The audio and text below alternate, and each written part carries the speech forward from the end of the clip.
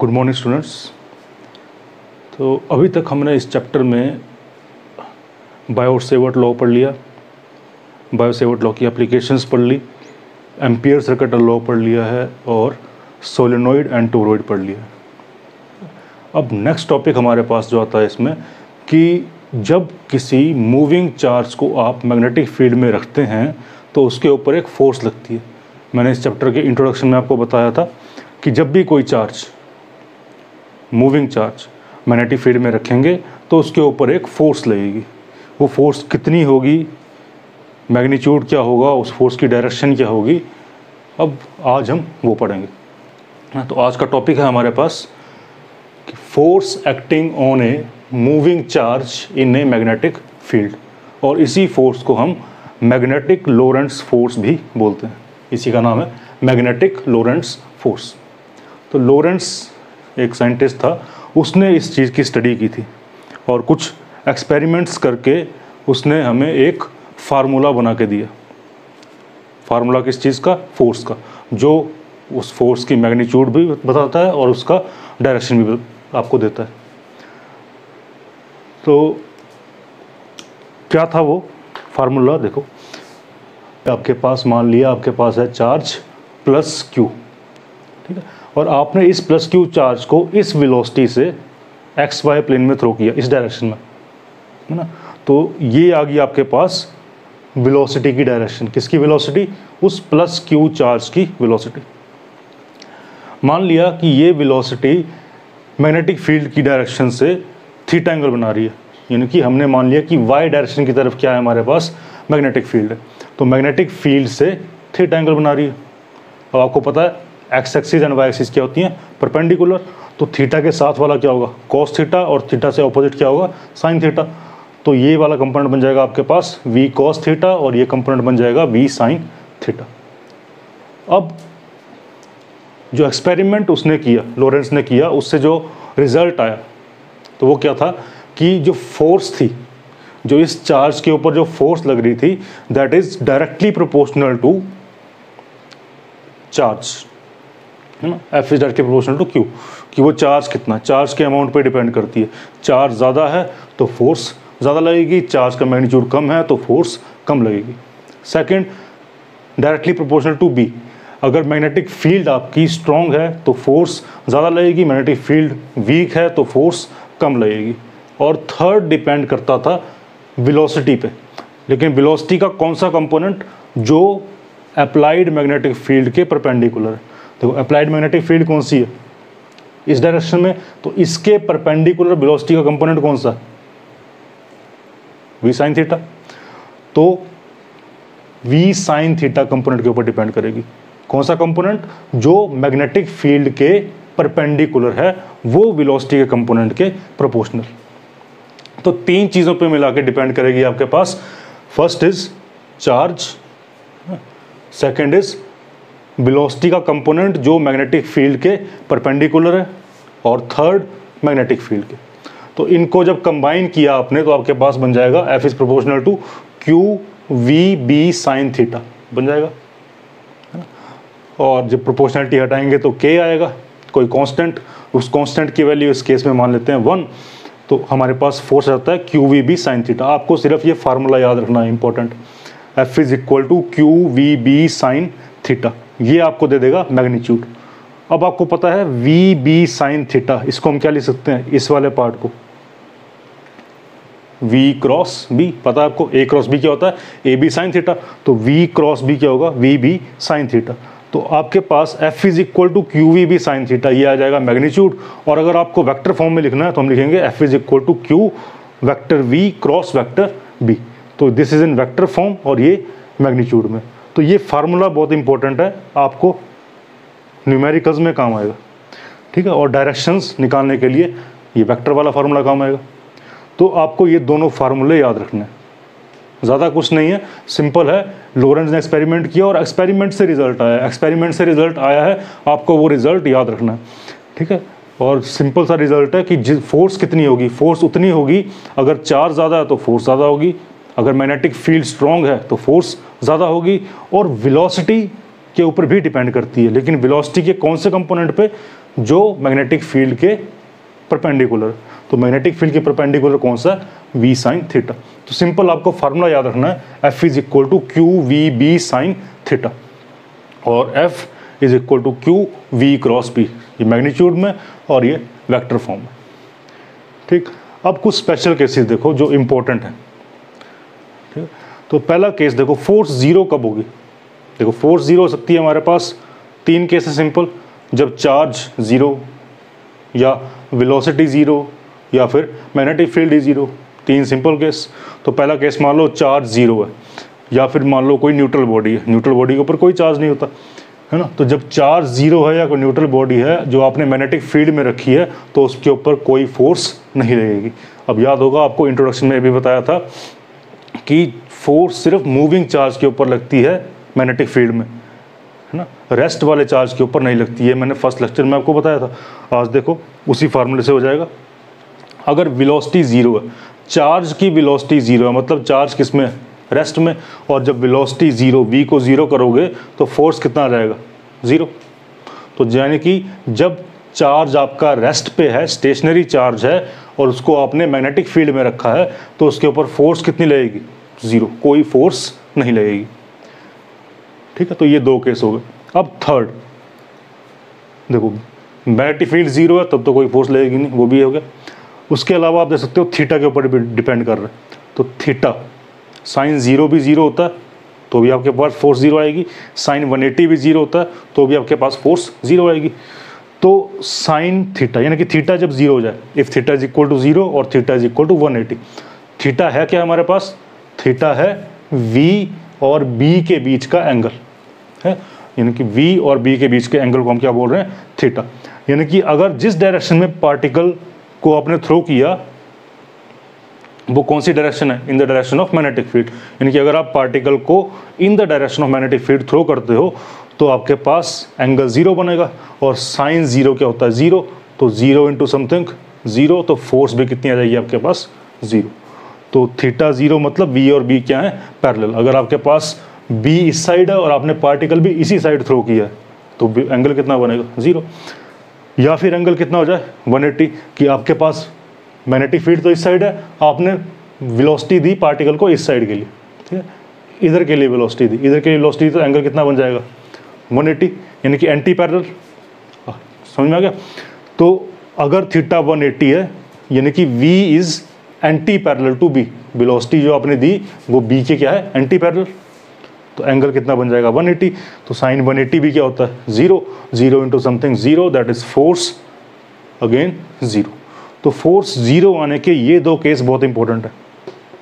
ठीक है, यहाँ से तो साफ पता लग रहा है कि चार्ज जीरो तो फोर्स जीरो, वेलोसिटी जीरो तो फोर्स जीरो, और बी मैग्नेटिक फील्ड जीरो तो भी फोर्स जीरो।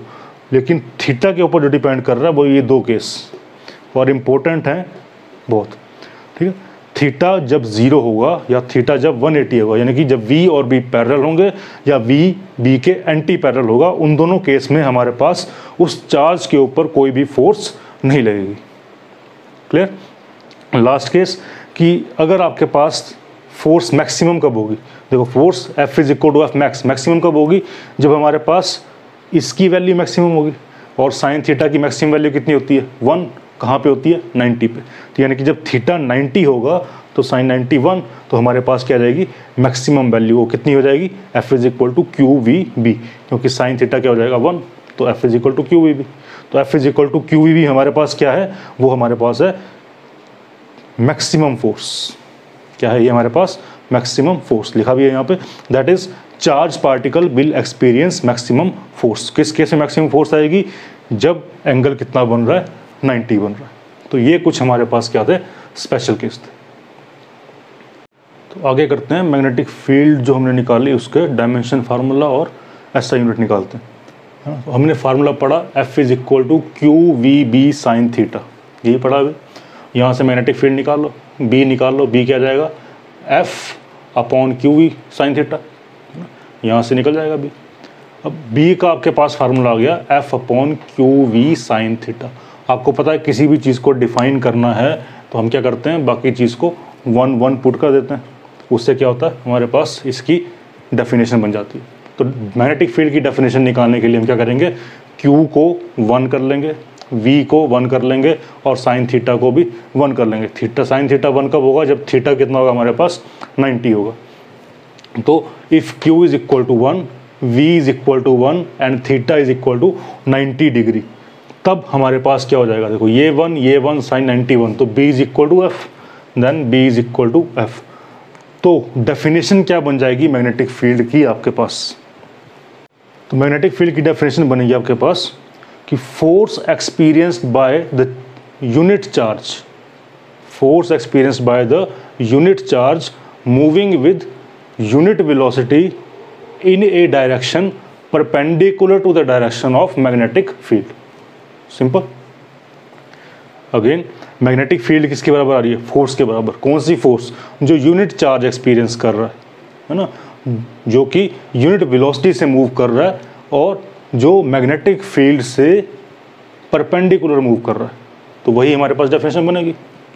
तो magnetic field is equal to the force experienced by the unit charge moving with unit velocity perpendicular to the direction of magnetic field.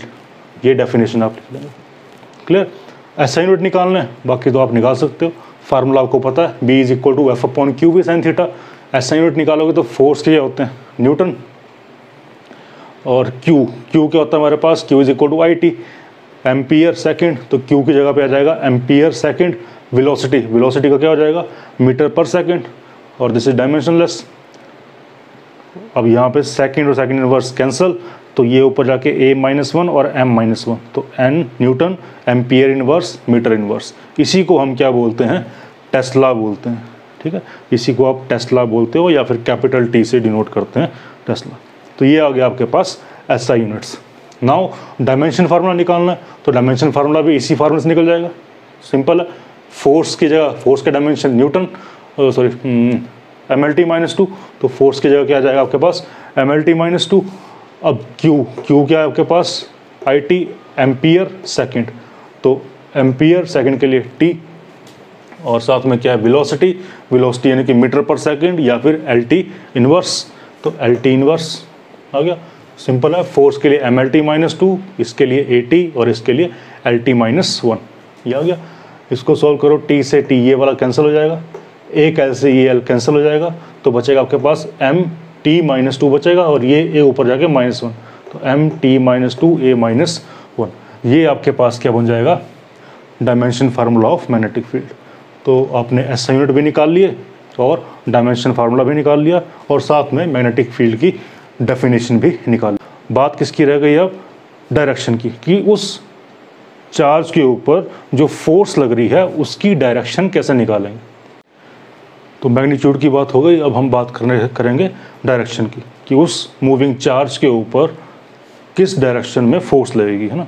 उसको निकालने के लिए हमारे पास कुछ रूल्स हैं जो आपकी बुक में दे रखा है। वो है आपके पास फ्लेमिंग लेफ्ट हैंड रूल, या फिर आपके पास है राइट हैंड पाम रूल। ये आपकी बुक्स में दिए हैं। इसके अलावा जो हमने पहले पढ़े थे कर्ल रूल, उससे भी हो जाता है और उससे इजी होता है। ठीक है, फिलहाल तो जो आपकी बुक में दिया है फ्लेमिंग लेफ्ट हैंड रूल, उसको पढ़ लेते हैं।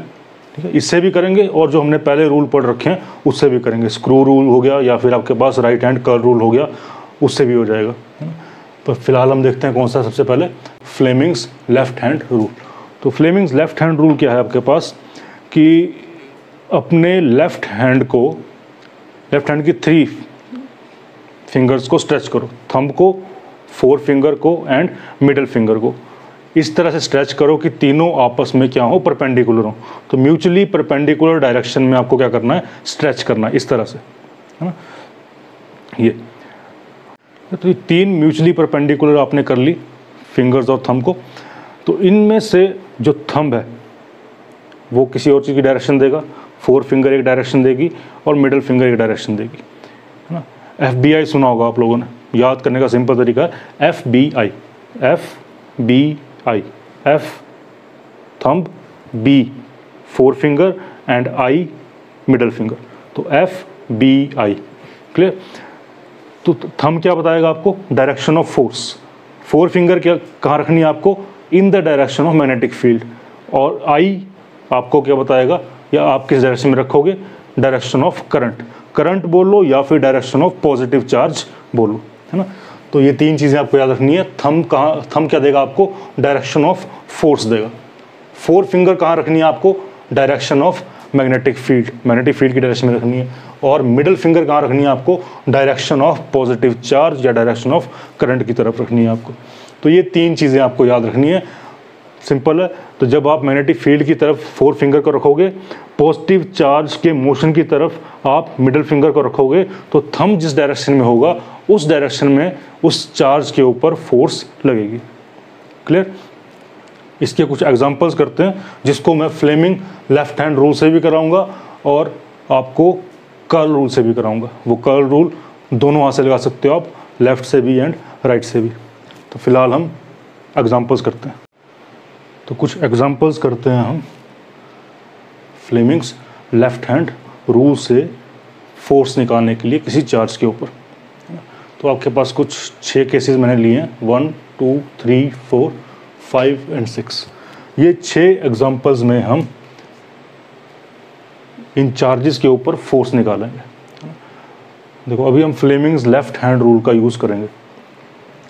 अभी आपको याद है क्या बताया, FBI, थंब आपको फोर्स देगा। आपको करना क्या है, फोर फिंगर को रखना इन द डायरेक्शन ऑफ फील्ड और इसको रखना इन the direction of positive charge, है ना। तो करो, देखो पॉजिटिव चार्ज की डायरेक्शन कहाँ है, नीचे की तरफ, और फील्ड की डायरेक्शन है इस तरफ। तो पहले तुम म्यूचुअली स्ट्रेच करो परपेंडिकुलर।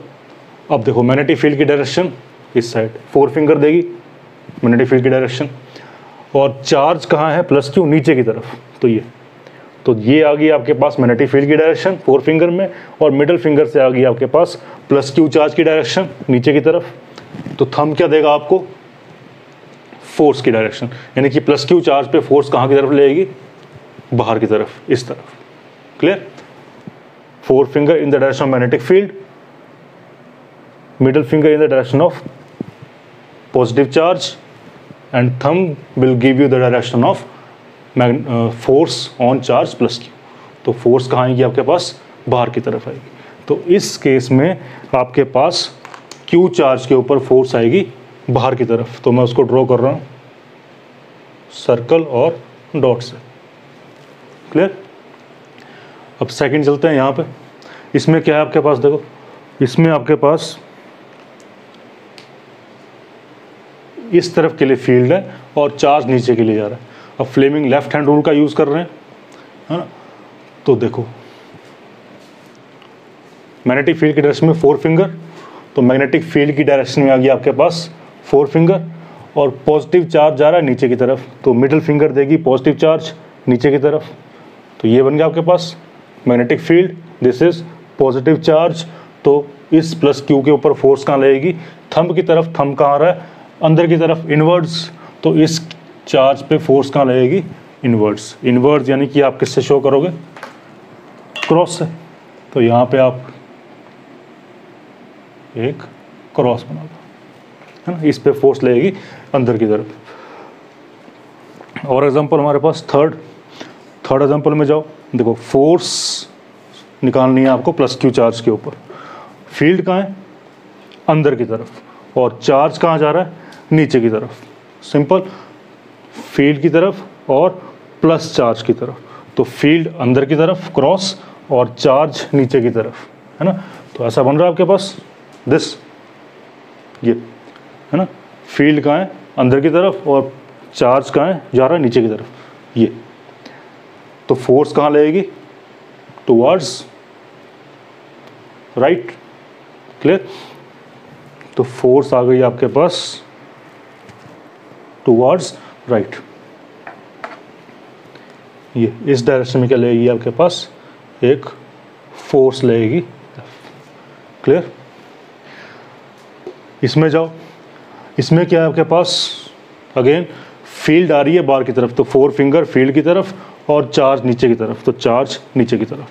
तो इस तरह से होगा। ये देखो, ये आ गई आपके पास फील्ड की डायरेक्शन बाहर की तरफ, चार्ज की डायरेक्शन नीचे की तरफ। तो लेफ्ट तरफ क्या आ रहा है आपके पास, फोर्स की डायरेक्शन, थंब कहाँ आ रहा है, टुवर्ड्स लेफ्ट। तो इस पॉइंट पे आपके पास फोर्स लगेगी इस चार्ज के ऊपर टुवर्ड्स लेफ्ट, दिस,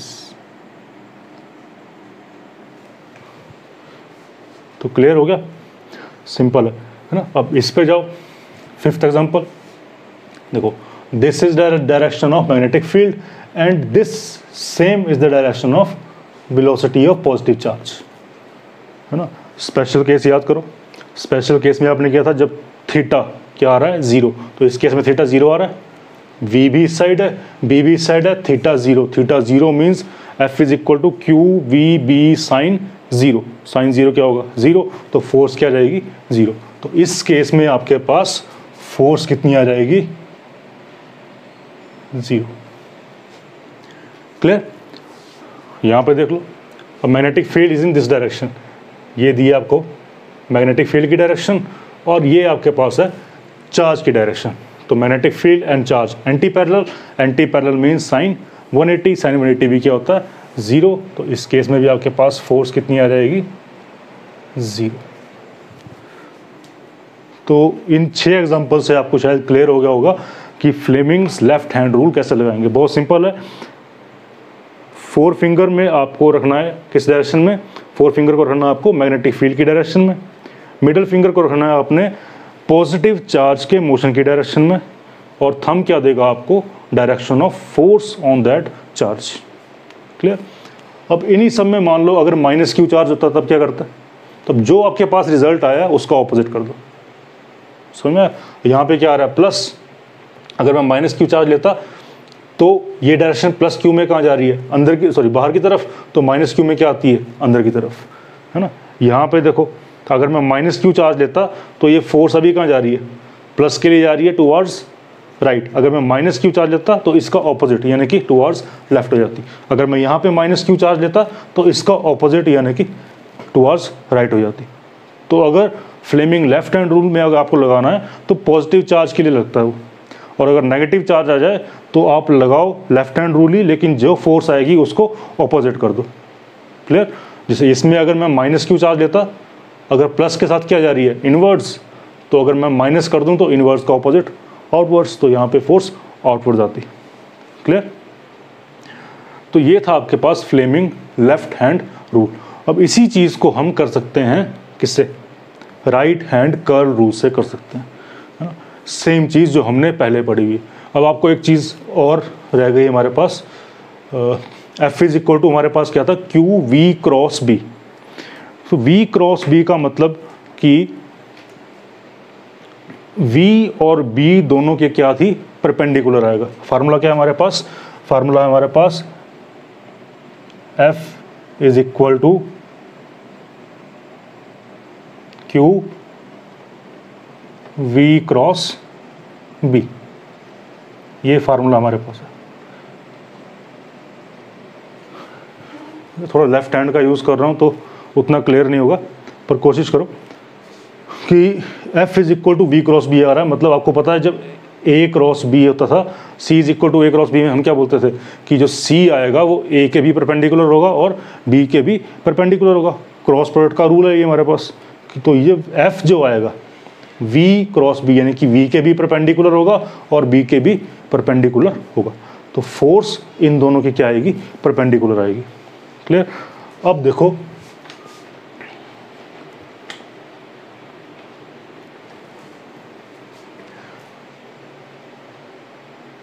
जो हमने करना था राइट हैंड रूल से। अब राइट हैंड रूल से अगर कर्ल रूल से आप करना चाहो तो कैसे करोगे। कर्ल रूल सिंपल है, हमने पहले पढ़ा है, V की तरफ रखना है और B की तरफ कर्ल करना है। क्लियर। V मतलब जिस डायरेक्शन में चार्ज की वेलोसिटी है उसकी तरफ आपको फिंगर्स को रखना है, और कर्ल किस तरफ करना है आपको मैग्नेटिक फील्ड की डायरेक्शन में कर्ल करना है। कि अगर मैग्नेटिक फील्ड बाहर की तरफ आ रही है तो ऐसे कर्ल करोगे, अंदर जा रही है तो ऐसे कर्ल करोगे, है ना। तो सिंपल है V क्रॉस B। पर इसमें एक चीज़ याद रखना आपको कि अगर आपके पास पॉजिटिव चार्ज है तो आप राइट हैंड का यूज़ करोगे, और अगर नेगेटिव चार्ज है तो आप लेफ्ट हैंड का यूज़ करोगे। सिंपल। अगर कर्ल रूल लगाना है, अगर आप फ्लेमिंग्स लेफ्ट हैंड रूल नहीं लगाना चाहते, आप कर्ल रूल लगाना चाहते हो, और कर्ल रूल आपने पहले भी पढ़ा है ना। सिंपल है, V क्रॉस B, V की तरफ फिंगर्स को रखना है और B की तरफ कर्ल करना है। तो जो थंब है वो आपको क्या देगा, डायरेक्शन ऑफ फोर्स देगा। तो इसमें एक चीज़ याद रखना आपने कि अगर आप पॉजिटिव चार्ज के लिए कर रहे हो तो राइट हैंड का यूज़ करेंगे, और नेगेटिव चार्ज के लिए करोगे तो लेफ्ट हैंड का यूज़ करेंगे, है ना। तो इसी क्वेश्चन को देखो जो हमने फ्लेमिंग से किया था, डायरेक्शन यहाँ पे बनी हुई है ना, उसको चेक कर सकते हैं। देखो प्लस क्यू था तो हमारे पास फोर्स की डायरेक्शन क्या आ रही थी, आउटवर्ड्स आ रही थी, और अगर यही माइनस हो जाता तो मैंने क्या बताया, क्या होती, इनवर्स होती। तो हम दोनों रूल लगा के देखते हैं।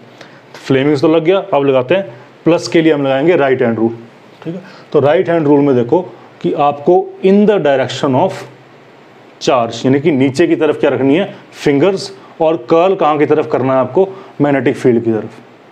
क्लियर। तो कैसे करोगे, देखो इसको रखोगे आप, पॉजिटिव को रखोगे आप इस डायरेक्शन में, है ना। ये आपके पास क्या है, डायरेक्शन ऑफ मूविंग चार्ज नीचे की तरफ है, तो ये आ गया आपके पास डायरेक्शन। और कर्ल करना है आपको, इस तरफ के लिए फील्ड आ रही है तो इस तरफ के लिए कर्ल करोगे, ठीक है, इस तरफ के लिए कर्ल करोगे तो थंब क्या देगा, बाहर की तरफ आपको क्या देगा, डायरेक्शन ऑफ फोर्स। तो बन रही है। क्लियर।